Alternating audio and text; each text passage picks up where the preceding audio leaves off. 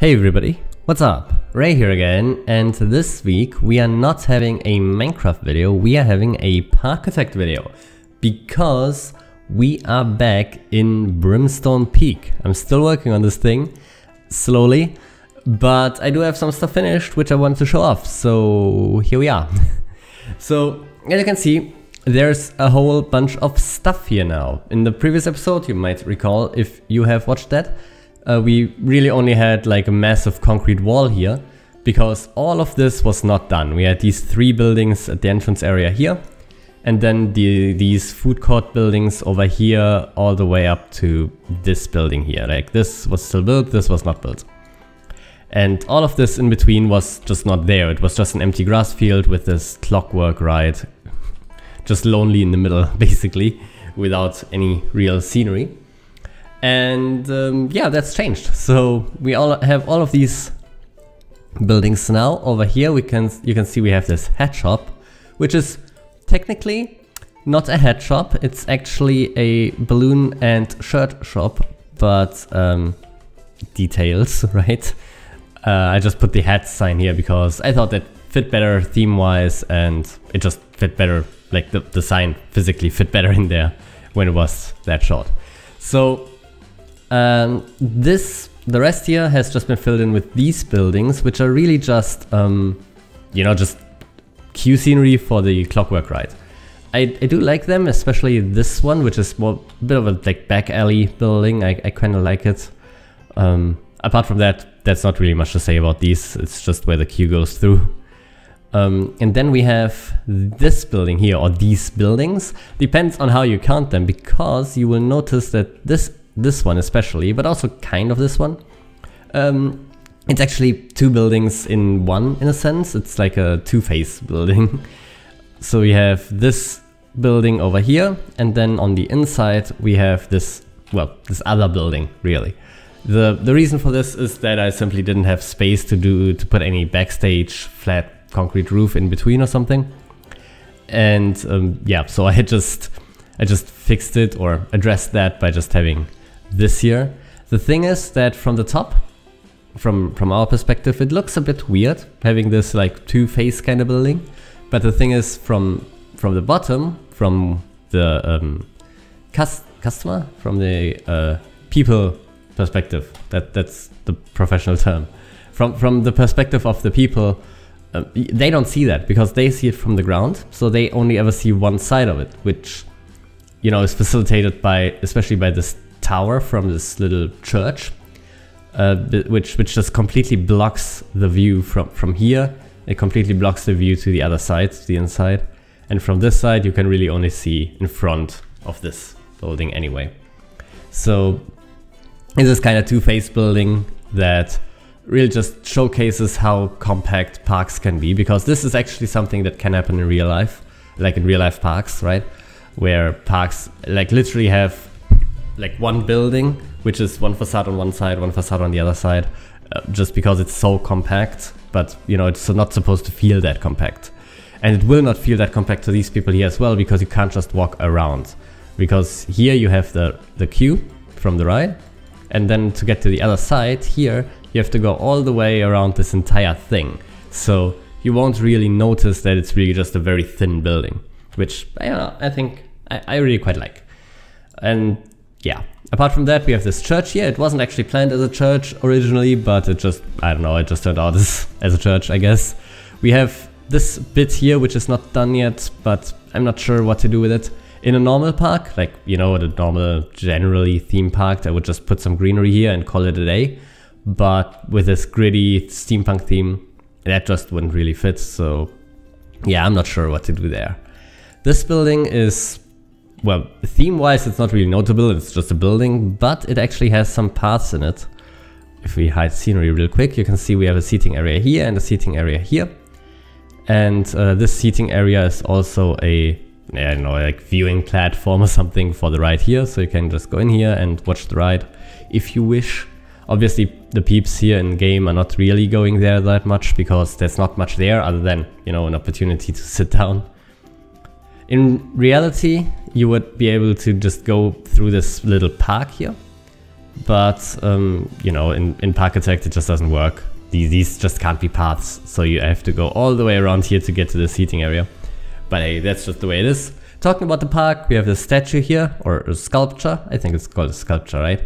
But in any case, we have this here. I think this sculpture really fits the steampunk theme really well, and I'm pretty happy with this park here overall.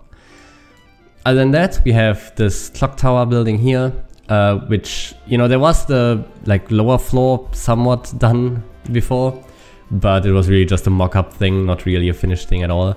And I now built this Clockwork Tower because, you know, I don't know, it just fits with the ride, right? So yeah, that's just why this is here.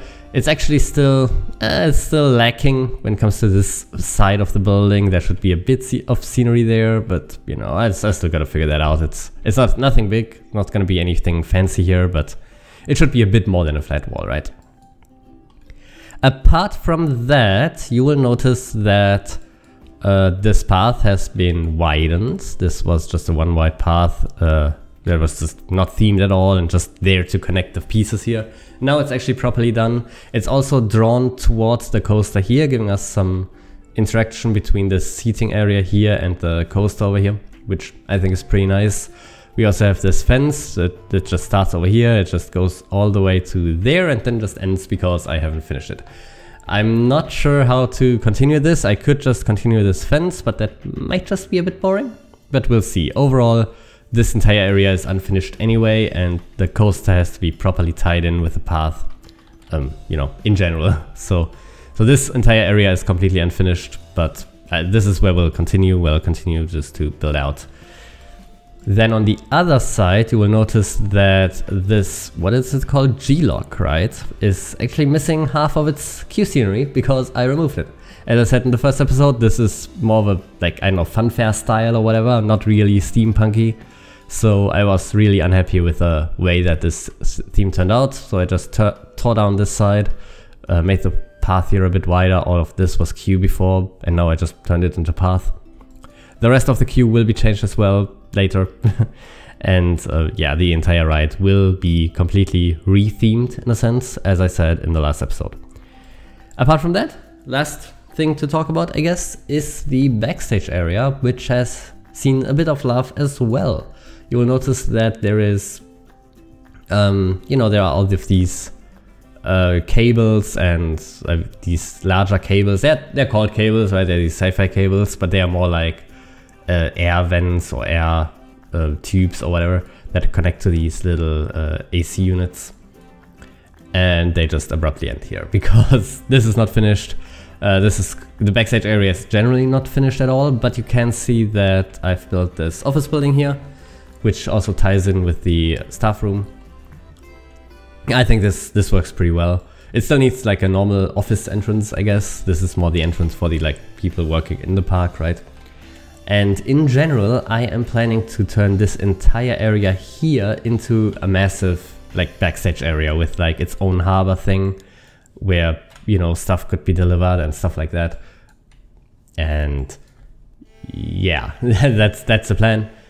So that's the plan for the backstage area. It's nothing special, it's not gonna be anything too fancy, of course. It is the backstage area, but you know, I'm gonna finish up this, gonna make it look functional.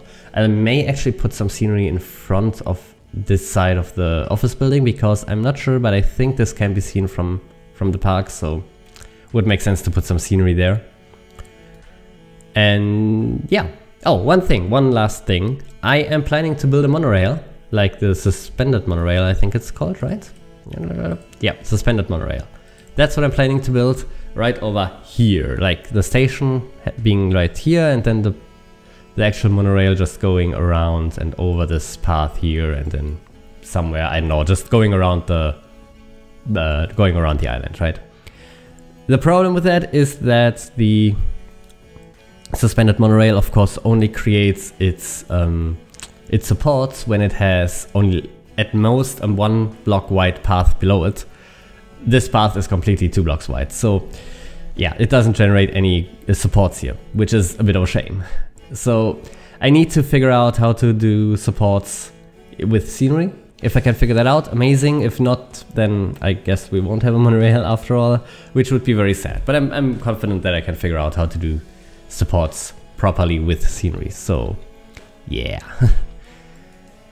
And yeah, that's basically it. As I said, next steps are fixing this right here, expanding over to this piston right here, finishing up its station and tying it in here more, and also doing the backstage area. Those 3 things are the plans for, well, next episode, I guess. I don't know, I'm just building and putting out episodes whenever, right? But this is the stuff that I'm gonna build on next. Also the suspended monorail, of course, and yeah. So that's are the plans for the future, and that is the end of this video. So thank you very much for watching. Don't forget to like, comment, and definitely subscribe, and see you next time. Goodbye.